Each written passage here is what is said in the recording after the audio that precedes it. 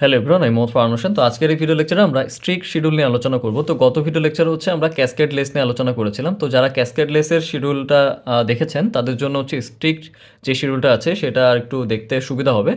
সমস্যা নেই, আমি তারপর একটু রিপিট করছি যে ক্যাসকেড লেস শিডিউলে কী ছিল, যে যদি কোনো ট্রানজ্যাকশন অন্য একটা ট্রানজ্যাকশনের আপডেটেড ভ্যালুকে যদি রিড করতে চায় তাহলে অবশ্যই আগের ট্রানজ্যাকশনটা কমিট হইতে হবে।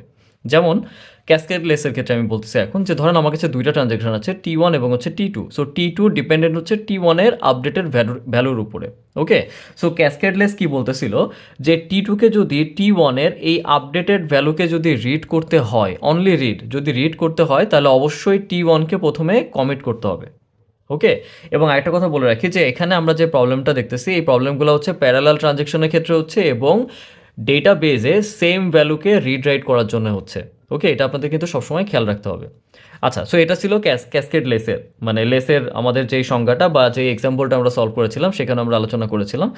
স্ট্রিক শিডিউল কি বলতেছে যে সে আরও স্ট্রিক করে দিছে যে কোনো ট্রানজ্যাকশন যদি আরেকটা ট্রানজ্যাকশনের উপর ডিপেন্ডেন্ট হয়, ঠিক আছে, এবং সে যদি আগের ট্রানজ্যাকশনের আপডেটেড ভ্যালুকে যদি রিড অথবা রাইট দুইটাই করতে চায় তাহলে সেই ক্ষেত্রে আগের ট্রানজ্যাকশনটা অবশ্যই কমিট হয়ে আসতে হবে।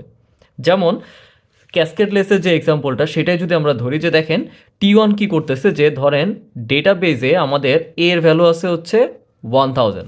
সো T1 কি করতেছে, এর ভ্যালুকে কি করতেছে 500 অ্যাড করতেছে, রাইট? 500 অ্যাড যদি করে তাহলে কি 1500। সো 1500 T1 ট্রানজ্যাকশন চেঞ্জ করে রাইট করে দিছে ডেটাবেজে। সে এখান থেকে 1000 থেকে 1500 হয়ে গেছে। দেখেন এখানে রাইট করে দিছে এবং কমিট করে দিছে, ডেটাবেজে পার্মানেন্টলি চেঞ্জ হয়ে গেছে।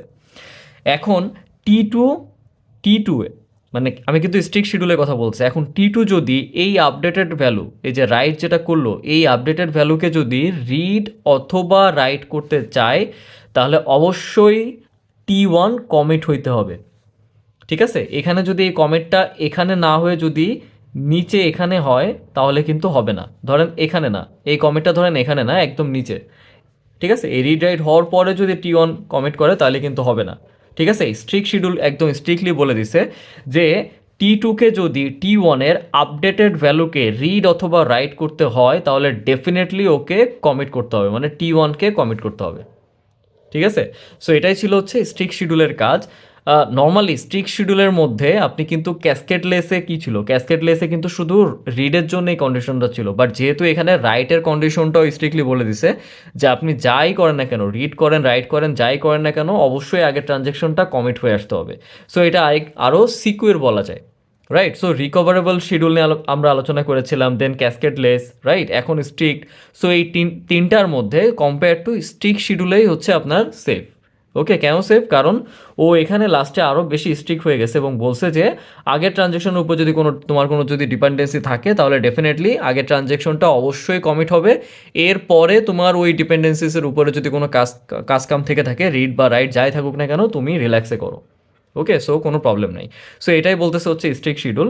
সো আশা করি আপনারা সবাই বুঝেছেন। এরপর যদি আপনাদের কোনো প্রবলেম থেকে থাকে আপনারা আমাকে মেল করতে পারেন, আমি অবশ্যই মেল ব্যাক করার চেষ্টা করব। ধন্যবাদ সবাইকে।